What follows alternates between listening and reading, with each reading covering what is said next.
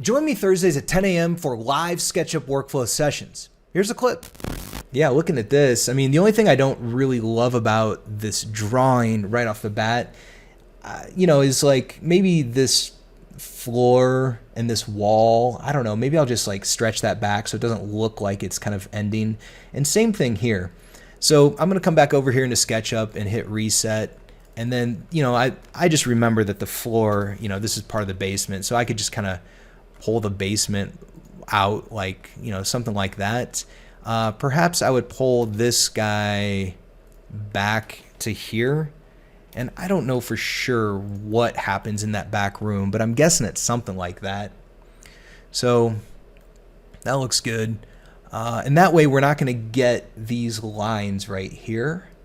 And we're going to have a line back there. I would think that this wall kind of carries on. That's my guess. So let's just, kind of make an assumption that that this is kind of the wall there.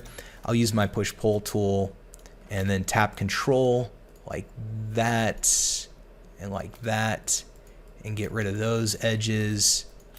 And I probably didn't need to make a copy of the starting face. I can hide the rest of my model and, make sure like, something like that will show up, like these little edges. And I do have a plugin. I'm going to triple click and then right click and choose delete coplanar edges. So that's kind of a handy way to quickly clean up any of those coplanar edges. I can tell you that before I did that though, I copied this geometry just in case. Sometimes delete coplanar edges will trash some other surfaces that you didn't want it to. And you can undo, but it will undo like one deletion at a time, and it's kind of goofy. So anyways, I've gotten in the habit of like, I copy it before I do that. I'm going to hit save. And now this brings me to like another point that I've recently kind of gotten onto, which is, I really don't like going to File, Document Setup, and then grabbing this window and going to References and then selecting this. And then you have to hit Update, right? And when I hit Update, all that stuff comes in. So there you go. All right, so I really don't like doing that, and I don't like these lines either. We'll do another another little trick or technique there. Let's do this first though. Let's close this SketchUp model, and in Layout, let's go to File, Document Setup, and we'll grab our references here. And instead of opening our SketchUp model and our layout presentation, I'm going to open my SketchUp model from Layout, from the references. All I have to do is hit Edit. All right, so when I open up my SketchUp model from Layout, it creates like a live sync. And so let's get rid of this. And so now we've got our SketchUp model set up. And so now we can kind of look at like, let's get rid of that.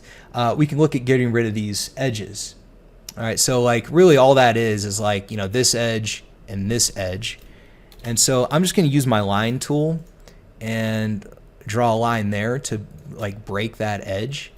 And then I'm going to select those two edges, and you can see what that looks like. And then this is where I will use a SketchUp tag. So the ConDoc tags can only be assigned to groups and components.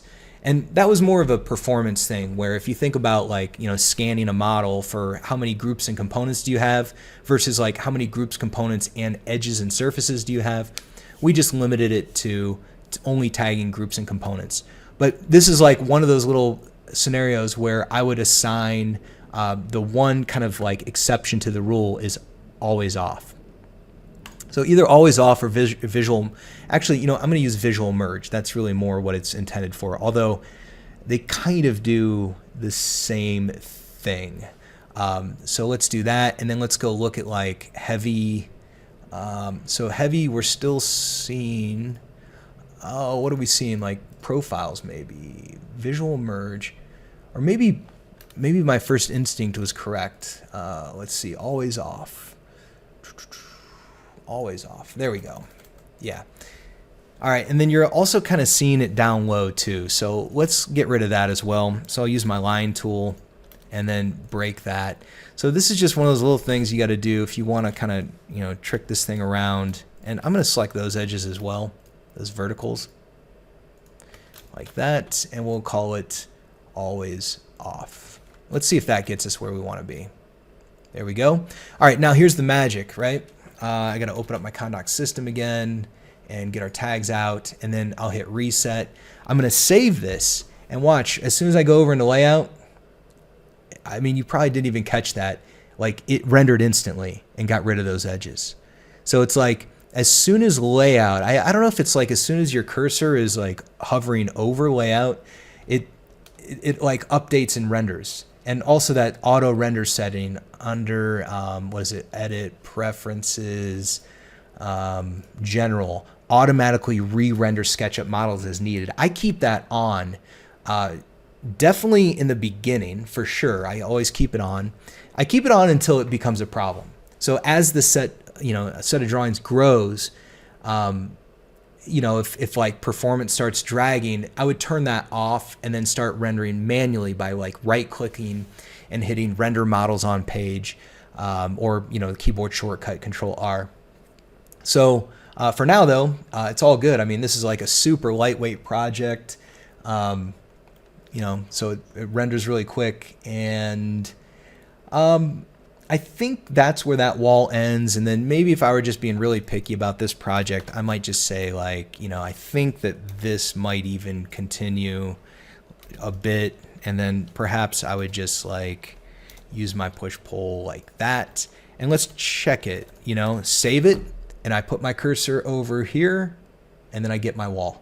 So by opening my SketchUp model from layout, by opening the SketchUp model from layout, I don't have to go to File, Document Setup, References, and then reload the reference. And by using that auto render, I don't have to like right click render or use a keyboard shortcut ever. So this is the way to work, I'm telling you.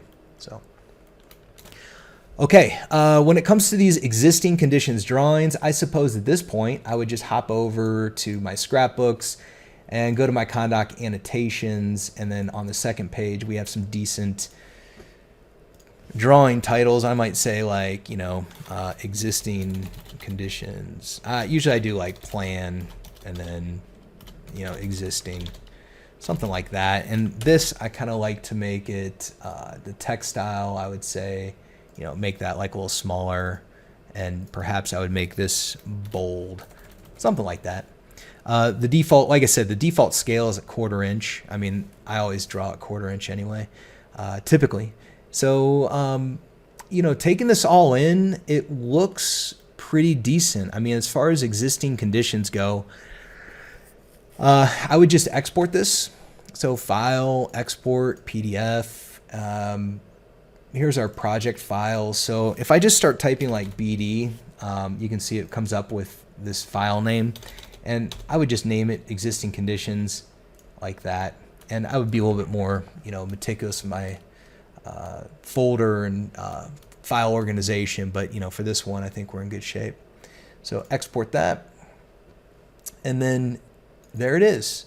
So that's about as easy as it gets for creating existing conditions drawings. So